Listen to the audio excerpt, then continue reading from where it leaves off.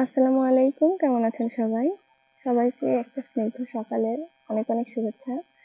এই যে দেখেন ধানগুলা, এগুলা কিন্তু কিছুটা হলদে বর্ণ ধরছে মাঝে মাঝে। এই ধানগুলা কিন্তু খুব তাড়াতাড়ি পেকে যাবে। আর ধানগুলা পাকলেই কিন্তু বেশি দিন রাখা যাবে না।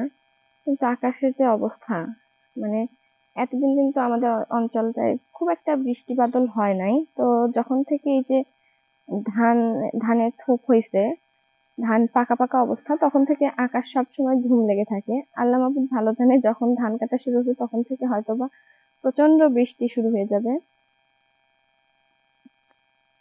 মানে এরকমটাই হয়, যেহেতু এখন পর্যন্ত আমাদের এলাকায় কিন্তু সেরকম কোনো বৃষ্টি হয় নাই। তো গ্রামের মানুষ মানে তাদের মধ্যে গুঞ্জন আছে যে হচ্ছে ধান কাটার পরে না জানি কি হয়, ধান কি সহি সালামতে বাড়িতে উঠাতে পারে কিনা, এরকম একটা আতঙ্ক কিন্তু কাজ করতেছে। কারণ প্রতিদিনই এরকম আকাশ মেঘ করে থাকে, একদম কালো করে থাকে, কিন্তু বৃষ্টি হয় না। আজকে মনে হচ্ছে বৃষ্টি হবে যতদূর সম্ভব। আজকের পরিস্থিতিটা একটু অন্যরকম।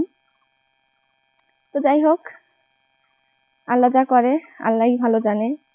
আর অবশ্যই আমাদের মঙ্গলের জন্যই করে। তো অপেক্ষা করুন, ধান কাটার ভিডিও নিয়ে আসবো আপনাদের সামনে। ধন্যবাদ সবাইকে, আসসালামু আলাইকুম।